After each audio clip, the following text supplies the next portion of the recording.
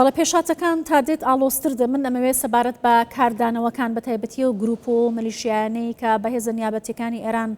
ناویان دەبرا لە ناوچەکە و نزیکەین لە ئێران بزانم لەگەڵ میوانەکەم لەسەرم بابەتە قسە دەکەم بەڕێز دکتۆر حەیدەر بەرزەنجی توێژەری سیاسی و سەرۆکی دامەزراوەی نەرامسین بۆ دیالۆگ لە بەغداوە لەگەڵمە. دکتۆر حەیدەر سپاس کە لەگەڵ کوردستان 24 پێت وایە لە دوایم هێرشە بەرفراوانی کە کراوەتە سەر ئێران کوژرانی ڕێبەری باڵای ئێران و فەرماندە باڵەکانی سوپای پاسداران کاردانەوەی گروپەکانی سەر بە ئێران و نزیک لە ئێران بە تایبەتی حەشدی شعبی چی دەبێت؟ بەڵێ زۆر سپاس، هیوادارم باش بن، هیوام ئەخوازم بۆ هەولێر و بۆ کوردستان هیوای سەلامەتی ئینشاڵڵا بۆ عێراقیش. خۆمان نەزانین و مەوزوعەکە ئەوەنە ئاسان نییە، قوڵە شەهیدکردنی ڕابەری باڵای جمهوری ئیسلامی ئێران. طبعا ئەمە هێرشێکە کە کراوەتە سەر ئێران و لە عینە کاتیشە لە مفاوەزاتە بێ ئێمەش ئەگەدار بین کەواتە هیچ شتێکی مەزمون نییە،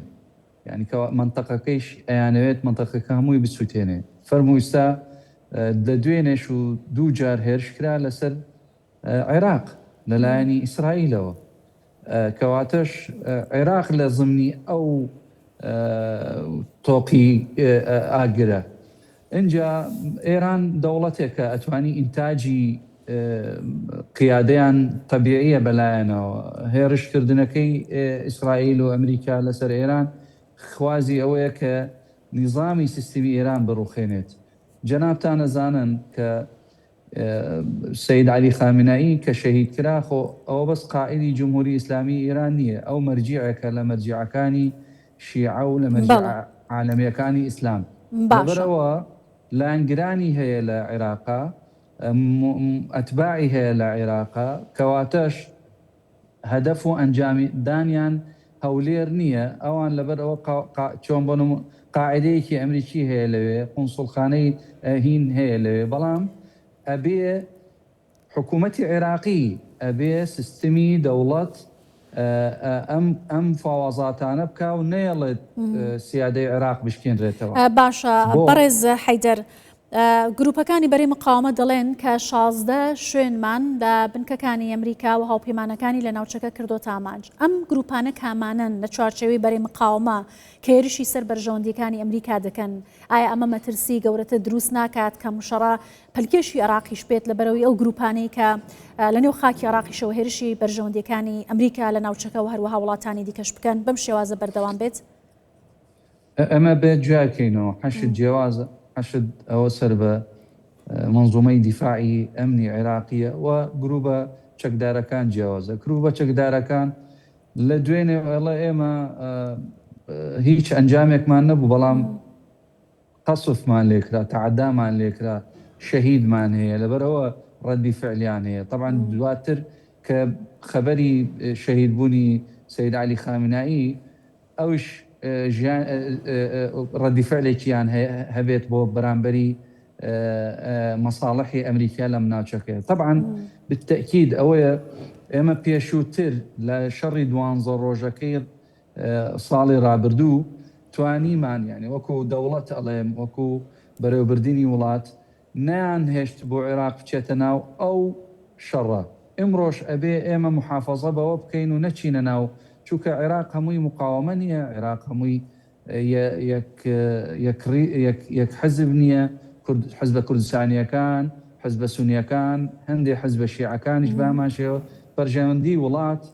ئەبێ بخرێتە پێشی پێشەوە. بەڵێ ئەمە حەدەسێکی گەورە، ئەمە مەرجعێکی شیعە، ئەمە تەعەداکردن لە دراوسێکی ئێمەیە، ئەمە مەترسیدارە لەسەر ئەمنی نیشتیمانی قەومی عێراق، بەڵام ئەبێ بە حکمت و بە عاقلانە تەعاملی لەگەڵا بکەین. بەڵێ دکتۆر حەیدەر، بەر لەوەی کە پرسیارێکی دیکە ڕاستی بەڕێزت بکەم لێرەدا ئەمەوێ ئاماژە بە پێشاتێک لە ئێرانەوە بکەم کە ئەنجومەنێکی کاتی سێکەسی لە ئێران پێک دەهێنرێت بۆ بەڕێوەبردننی ئێران. ئەنجومەنی سەرکردایەتی بەڕێوەبردننی قۆناغی ڕاگوزەر ناوی ئەنجومەنەکەیە، کەمێک بەر لە ئێستا ئایەتوڵا عەلی ڕەزا عەرافی لەلایەن ئەنجومەنی پاراستنی دەستورەوە بۆ کەسی سێمی ئەم ئەنجومەنە دەستنیشان کرا. من لێرە ئاماژە بە ئەو کەسانە دەکەم کە یەکێک لەو کەسانە بەپێی دەستور و یاسای بنەڕەتی ئێران کە سەرۆکایەتی و ئەنجومەنە دەکات مەسعود پزیشکیان سەرۆکۆماری ئێرانە سەرۆکۆماری ئێران بەپێی مادەکانی دەستور سەرۆکایەتی و ئەنجومەنە دەکات بۆ قۆناغی ڕاگوزەری ئێران و هاوکات لەگەڵەوەی کە مەسعود پزیشکیان ئێستا سەرۆکی کۆماری ئێرانە سەرۆکایەتی و ئەنجومەنەش دەکات پزیشکیان لە شاری مەهامەد لەدایک بووە پێشووتر چەند جار نوێنەری تاران بووە لە پەرلەمان لەلایەکی دیکەشەوە ئەندامی پەرلەمانی ئێران بووە جارێک شیاوبوونی بۆ بەدەستێنانی پۆستی سەرۆکۆماری ئێران ڕەت کرایەوە بەڵام لە دوایین هەڵبژاردنەکانی سەرۆکایەتی کۆماری ئێراندا توانی سەر بکەوێت و سەرۆکۆماری ئێران هەڵبژێردرا ئێستا لە دوای کوژرانی عەلی خامنەیی سەرۆکایەتی ئەنجومەنی قۆناغی ڕاگوزەری بەڕێوەبردننی ئێران دەکات یەکێکی دیکە لەو کەسانە غوڵام حوسێن عەلیڕەزا ئاعرافیە کە ئەندامی ئەنجومەنی شارەزایانی ڕێبەریە یەکێک لەو کەسانە بووە کە لە حوزەی ئەلمیەی قوم دەرسی خوێندووە و هەروەها کەسێکی نزیک بووە لە ئایەتوڵا خومەینی کەسێکی ئاینی بووە باوکیشی نزیک بۆ لە ئایەتوڵا خومەینی و هەروەها لە چەندین ئەنجومەنی شارەزایانی ڕێبەری ئێراندا لە چەندین خولدا ئەندام بووە ئەندامنی ئەنجومەنی چاودێری ئێران بووە شورای گەهبانی ئێران و بەرپرسیارەتی لەو ئەنجومەنانەدا تا ئێستا چەندین خول وەرگرتووە جارێکیش نوێنەری تاران بووە لە پەرلەمان و ئێستا ئەندامی ئەنجومەنی شارەزایانی ڕێبەریە ئەمەش لەلایەن ئەنجومەنی پاراستنی دەستورەوە عەلیڕەزا عارافی وەکو یەکێک لەو کەسانە هەڵبژێردرا کە لە ئەنجومەنی ڕاگوزەر و قۆناغی ڕاگوزەر لە ئێراندا دەبن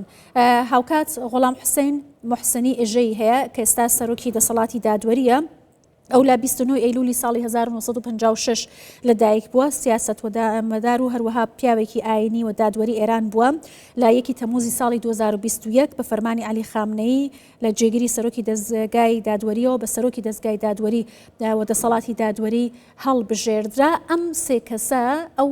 ئەنجومەنە کاتیەی ئێران بەڕێوە دەبن کە بە ناوی ئەنجومەنی کاتی بۆ قۆناغی کاتی بەڕێوەبردننی قۆناغی ڕاگوزەر لە ئێران پێکێنراوە کە بەپێی دەستور و یاسای بنەڕەتی ئێران تا دیاریکردنی ڕێبەرێکی دیکە بۆ کۆماری ئیسلامی ئێران ئەم سێ کەسەم ئەنجومەنە بەڕێوە دەبن. باڵێ دەگەڕێمەوە لای میوانەکەم بەڕێز دکتۆر حەیدەر بەرزەنجی لە بەغداوە لەگەڵم بۆ دکتۆر باسی کاردانەوە و هەڵوێستی گروپەکانمان کرد گروپ میلیشیاکان بە تایبەتی مێ بزانم لە ئەگەری هەر کاردانەوەیەکی دیکە لەلایەن ئەم گروپانە گروپەکانی بەرەی مقاومە یا و هێزانەی کە بەیاننامەیان دژ بە هێزەکانی ئەمریکا لە ناوچەکە دەرکردووە چی ڕوو دەدات ئایا ئەم شەڕە بەرفراوانتر دەبێت ئایا بنکە و پێگەی ئەو گروپانەش دەکرێت ئامان جودایانگرێتەوە؟ طبعا ئیسرائیل ئەوێت عێراقش داخل بێ لە ناو ئەو شەڕە عێراقش وەکو حکوومەت وەکو لایەنی سیاسیەکان نایەوێت عێراق بکەن بە ئامانج لەم مەرحەلەیە چونکە ئێمە لە مەرحەلێکی ناسک و حساسە بەڕاستی نەبوونی حکوومەت یعنی تا ئێستا نەمانتوانی ئینتاجی حکوومەت بکەین و سەرۆکایەتی کۆمار و بەڵێن سیستمی سیاسەکەی کامل ببێتەوە سەڵاحیەتی زیاتر هەبێت بەڵام من تەکیدم بیرکردنەوەیەکی ئەبێ بیرکردنەوەیەکی عاقلانە دیارە لە دوێنێ سبەینێ کۆبوونەوەکانی دیارە کۆبوونەوەیەکی تر ئەبێت لە ناو چوارچەوەی هەماهەنگی احتیمالەکە لە ڕێگەی اتصالی تەلەفۆنی لەگەڵ ئەنجومەنی ئاسایشی عێراق بە هەمان شێوە هەندێک اتصالات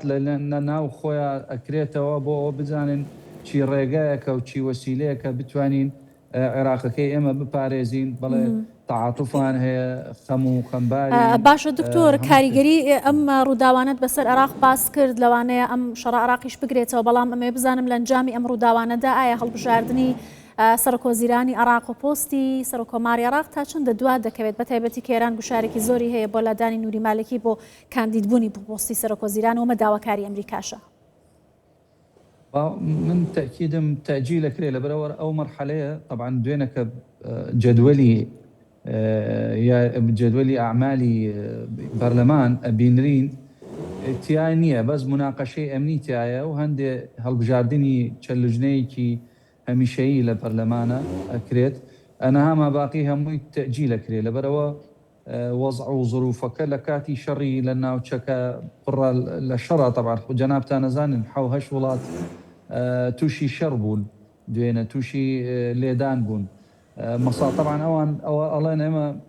شرمان لقل امولات عربيانه نيه لقل قاعده كاني امريكيه كان كلبي ولا مصالح امريكيين ومصالح اسرائيليين بلام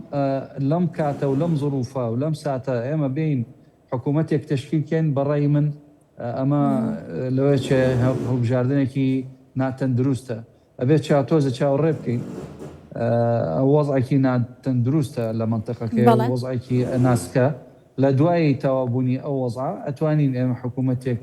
تشکیلکەین کە بتوانێت لەگەڵ ئەم هەموو ئالۆزی منتەقەکە و تەحەداکردنی منتەقەکە تعاملی لەگەڵ. باشە دکتۆر حەیدەر پێت وایە هێشتا چوارچەوەی هەماهەنگی و نووری مالکی پێداگر بێت لەسەرەوەی کە بیەوێت بە پۆستی سەرۆکوەزیرانی عێراق خۆی کاندید بکات لەگەڵ هەڕەشە بەردەوامەکانی ئەمریکاوە گۆڕانکاریانەی کە ئێستا هاتوونەتە ئاراوە ئایا جارێکی دیکە ئەوان پێداگرن لەسەر داواکاریەکانی خۆیان یا ملکەچی داواکاریەکانی ئەمریکا بە گۆڕینی کاندیدی سەرۆکوەزیران دەبن لەبەرەوەی گوشارێکی زۆری لەسەرەوە ئەمریکا هەڕەشەکانی دەکاتە واقع. طبعا لە دوای سەردانکردنی تۆمبارک بۆ کوردستان لەگەڵ جەنابی کاک مەسعود دانیشت بوو ئەوش داوای لێ کرده بوو کە جەنابی نووری مالکی ببینێ کە چۆتە سلێمانیش بە هەمان شێوە لەگەڵ جەنابی کاک بافڵ تەڵەبانیش بە هەمان داواکاری کە گەڕاوە بۆ بەقا جەنابی سوودانیش داوای لێ کرده بوو ئاخرەکەی چوو لەگەڵ جەنابی مالکی دانیشت بوو دەرئەنجامەکەش دەرچووە بە وازەحی و بەڕوونی پێوت بوو وتی ئێمە تەقدیری مووقیفەکانی تۆەکەین و ئەزمونونەکانی تۆەکەین بەڵام هەسەکەین بۆ ئەو مەرحەلە ناگونجێت لەبەرەوە هەندێک طبعا نیقاشێکی دوویی بەڵام دوای باس کراوە و خۆشی ئەمریکیەکان لانیان کردوتەوە بۆ نەکرێتە بڵێن ئەمە دەعم کراوە و نازانم کۆمەڵە شت هەیە ئەکرێت بەڵام بە تەکیدم ئەمە کە نامەکان گەشتۆتەوە ڕاستەوخۆ لەلایەنی مەبعوسەکەی ئەمریکا بە جەنابی نووری مالکی وتبوو بۆچی لەبەرەوە نەیانویست ئەحراج ببنەوە کەواتە ئەبێ بیرێکی جددی بکەن ئیتاری تەنسیقی چوارچەوەی هەماهەنگی بۆ هەڵبژاردننی سەرۆکوەزیرانی ئایندە بتوانێت لەگەڵ ئەم زروف و تەحەدیاتانە بگونجێت. زۆر باشەکەواتە بەگشتی پێتان وایە ئەو ڕووداوانەی کە لە ئێران ڕوودەدەن و بەگشتی لە ناوچەکە ڕوودەدەن لە وڵاتانی عەرەبی بەگشتی ئەوەی کە عێراقیش بەدەرنیە لە کاریگەریەکانی ئەم ڕووداوانە داهاتووی ناوچەکە بەرەوکوێ دەبن ئایا ئەم شەڕە درێژخایەن و بەردەوام دەبێت یا بە داواکاریەکانی ئەمریکا و پێکانی ئامانجەکانی دەوەستێت و ڕۆڵی وڵاتانی عەرەبی ناوچەکە لەم نێوانەدا چۆن دەبینی؟ من نایبینم درێژخایەنە لەوە چێ ئەو پەری هەفتەیەکە دە ڕۆژەکە بخایەنێت زروفەکە و سیستمی وەزعەکە ناتوانانی خوێندنێکی ینی ڕاستەقینە بکەیت چونکە لە پڕێکە شتێکە ڕوو ئەیات ینی خوێندنێکی تەواو ناتوانین بکەن بەڵام تەوەقع ئەوەیە کە ئەمریکا بۆچی ئەم شەڕاکات ویستی نیظامی سیستمی نیظامی جمهوری ئیسلامی بگۆڕێت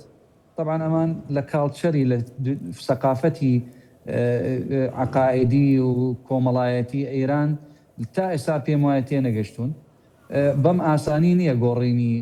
نظامی سیستمی جمهوری ئیسلامی ئێران بەڵام ئەوان مەبەسیان بوو شەهیدکردنی ڕابەری ئێرانە مەبەسیانە بوو چەند لێدانێکی تا ئێستا هیچ موشەیەکی عەسکەری نەوەوی نەبوو بە ئامانج بەس کوشتن و شەهیدکردنی چەند کەسێکە لە قیادەکانی ئێرانە کەواتە ئەنجامدانی ئەم شەڕە ئەم هەموو ئوستوڵە بەحریە هاتۆتە پێشەوە ئەبێ شتێکی هەبێ ئەبێ ئەنجامێکی هەبێ بێ شتێک بنووسرێتەوە بۆ ئەوەیە بڵ نەڵێن ئەمریکا شانەتەوە یا ترسانن یا نەیانتوانی شتێکە بکەن ئەمە دوای ئەو پێم وایە لە دوای تەشکیلکردنی قیادەی ئێرانی هەم دیسانە و دانستانە کرێت و دانشن لەسەر مفاوەزاتە بەڵام ئەم جارە شتێکی ترە بێتەوە یعنی من ئەوە نابینم زۆر منتەقەکە هەمووی بسووتێت. باشە دکتۆر پێتان وایە کە کاریگەریەکانی کوژرانی سەرکردە باڵاکانی ئێران بە تایبەتی ڕێبەری ئێران عەلی خامنەی لە سەرکۆی پێشهات و ڕووداوەکان چی دەبن؟ ئایا تەنها بە گۆڕینی ڕژیمی ئێران ئەوەی کە ئەمریکا مەبەستێتی بەدیدێت یان ناوەکو کەمێک بەر لە ئێستا گوتەبێژی سوپای ئیسرائیل وتی ئەوان ئامانجی گەورەتریان هەیە لە پێکانی سەکۆکانی هەڵدانی موشک و کۆمەڵێک بنکەی دیکەی ژێرزەمینی ئێران کە لە نێو خاکی ئێراندا هەیە؟ خۆی من ئەڵێم هیچ نە ئیسرائیل و نە ئەمریکا بتوانێت سیستمی نیظامی جمهوری ئیسلامی بگۆڕێ ئەگەر لە ناو خۆیدا خۆیەتی ینی لەگەڵ ئەمان کوتلەیەکی بەقوەتیان هەیە کوتلەیەکی کۆمەڵایەتی تقریبا 20 تا 25 میلیۆن ئەوانە لاینگرانی نظامی جمهوری ئیسلامی ئێرانی اینجا بە هێرشکردن و بە شەهیدکردنی رابەری جمهوری ئیسلامی ئێران زیاتر ئێرانەکان ئەوانش کە معارزن لە چواردەوری وڵاتەکەی خۆیانە و لە چواردەوری مووقفی خۆیان زیاتر ئەبنەوە. بەڵێ ئەمە معارزە هەیە، بەڵام جیاوازەیەکی ئەوەی هەیە ئەمان هاونیشتیمانن وڵاتی خۆیانیان خۆشەوێت. مشکلان هەیە لەگەڵ سیستمی جمهوری ئیسلامی ئێرانە، بەڵام قبوڵی ناکەن بەدیلێکی خارجی بێت سیستمی ئێران بەڕێوەبات. اینجا سیستمی ئێران معقد مڕەکەبە، یعنی خۆ ئەوە نییە بڵێن لە شخصێکە. ئێران شخص نییە، بەڵێ ڕەمزیەتی قائد ڕەمزیەتێکی گەورەیە، ڕەمزیەتێکی چەند قائدێکە لە ناو سوپای ئێرانە گەورەیە، بەڵام بەبا کۆتایی نایێت. باشە دکتۆر حەیدەر، پێت وایە ئەگەر گروپەکانی دیکە کە بە بەیاننامە لایەنگریان لە ئێران کردو داوای پاڵپشتی لە ئێران دەکەن چوونە ناو شەڕ دژ بە ئەمریکاوە، عراقیش بەشداری لەم شەڕە دەکات لە ڕێگەی گروپە و هەروەها چەکدارەکانی عراقەوە؟ نا مەسەلەی خۆشەڕەکەی شەڕی زەمینی نییە. بینرین کە ئێستا لە پاکستانە، لە هندستانە خۆپشاندان چوونە سەر سەفارەت، ئەمە ڕەدیفعلێکی عاتیفی و تەبیعیە، هی خەڵک وەکو مەرجع وتومە. بەڵام مەسەلەی شەڕ چۆنی ئێمە داخڵ شەڕەکەین. خۆ هیچ هێزێک نەهاتۆتە لەسەر عێراق، یعنی بڵێن وەکو یا هێزێک هاتۆتە بۆ ئێران تا داوای ئەوە بکەن بۆ نمونە فتوای جیهاد بکرێت بەرامبەری هێزەکانی ئەمریکا یا ئیسرائیل ئەوەی کە لە هاتۆتە لە ئێران یاخود لە عێراقا. ئەمڕۆ شەڕی موشەکە، شەڕی تەکنۆلۆجیایە، شەڕی فرۆکەیە، ئەوەیە. بەڵام من باوەڕ ناکەم عێراق زیاتر بڕواتە ناو بۆ پێشەوە بۆ ئەوە هەموو عێراق داخڵی شەڕ ببێتەوە، ئللا ئەبێ ئیسرائیل واز نایەنێت بیانەوێت عێراق بکەن بە ئەنجام. ئەمە مەسئولیاتێکی طبعاً ئێمە اتفاقی استراتیجیمانەیە لەگەڵ ئەمریکیەکانە کە لە ڕابردوو نەیهێشت ئیسرائیل عێراق بکاتە ئەنجام. ئێستاش ئەبێ ئەو دەورەش یان هەبێت کە نەیەڵێ عێراق ببێ بە ئەنجام و داخڵی ئەم شەڕە ببینەوە. بەڵێ، سپاس دەکەم بەڕێز دکتۆر حەیدەر بەرزەنجی، توێژەری سیاسی و سەرۆکی دامەزراوەی نەرامسنگ بۆ دیالۆگ لە بەغداوە لەگەڵ کوردستان 24 بووی. زۆر سپاس.